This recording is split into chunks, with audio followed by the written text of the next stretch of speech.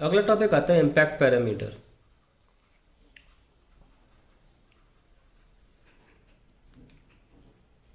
ये हमारा न्यूक्लियस है और ये उसकी सेंटर लाइन है। ठीक है,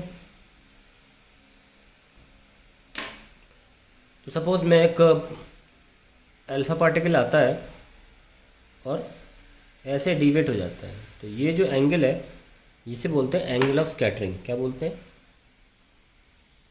angle of scattering.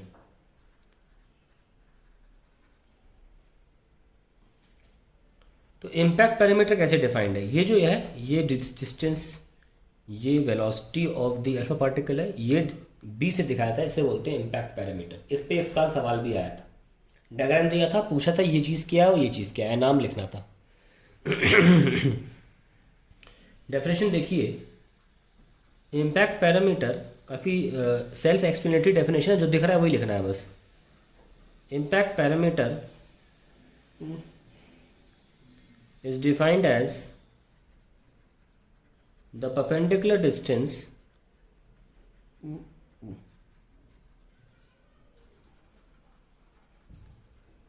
of the velocity vector। देख सकते हैं वेलोसिटी वेक्टर यहाँ है।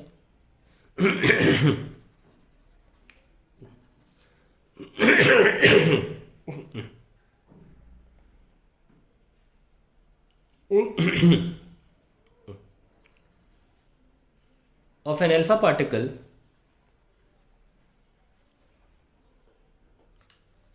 from the line parallel to velocity vector and passing through center of nucleus, passing through center of nucleus। तो क्या बोला मैंने? ये दो लाइनों के बीच की दूरी को बस सिंपली इम्पैक्ट पैरामीटर बोलना, उसी को इतना लंबा समझाना पड़ गया। क्या बोला? Impact parameter is defined as the perpendicular distance of the velocity vector, यानी कि वेलोसिटी वेक्टर तो इस लाइन में, ठीक है, of an alpha particle from the line parallel to the velocity vector and passing through the centre. क्योंकि अगर मैं पैरेलल नहीं बोलता तो आप लाइन ऐसे भी निकाल सकते हो ना, इसलिए। तो ये बी होता है, और अपनी हम उसकी डेप्थ मैथमेटिक्स में जाने की ज़रूरत नहीं है। बी का फॉर्मूला जो था वो इस तरीके से दिया था, 2b by R naught is equals to cot theta by 2। इस फॉर्मूले से एंगल ऑफ स्कैटरिंग और इम्पैक्ट पैरामीटर को रिलेट किया गया था। तो ये कैसा फॉर्मूला है? रिलेशन बिटवीन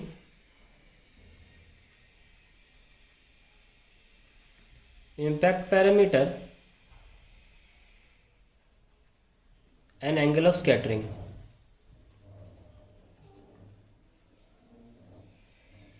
यहाँ पे जो आर नॉट है वो तो हम पहले ही निकाल चुके हैं। This is the distance of closest approach, जो कि जिसका फॉर्मूला था 2kZe² upon kinetic energy half mu²। ये R naught distance of closed approach या रेडियस ऑफ द न्यूक्लियस था।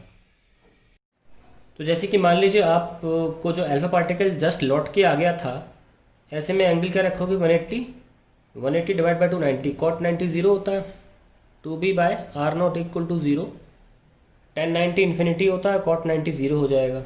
एक और ये sir no. So we have 2b equal to 0 या b इक्वल टू 0।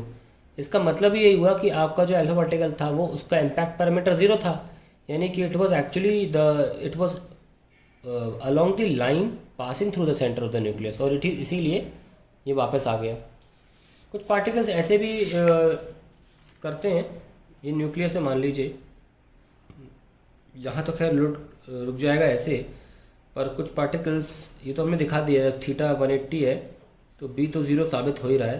अब मैं थीटा को 90 ले रहा हूँ, सपोज पार्टिकल जो है वो ऐसे इस तरफ आ जाएगा। मैं बनाना नहीं चाहता अभी, क्योंकि मुझे बी पहले निकाल लेना चाहिए। तो अगर थीटा 90 डिग्री है, पार्टिकल ऐसे आके और ऐसे चला जाना चाहता है, तो आप क्या लिखोगे? 2b by R naught is equals to cot 90 by 2, that is cot 40 is 1, so two B equals to R naught and B equals to R naught by to.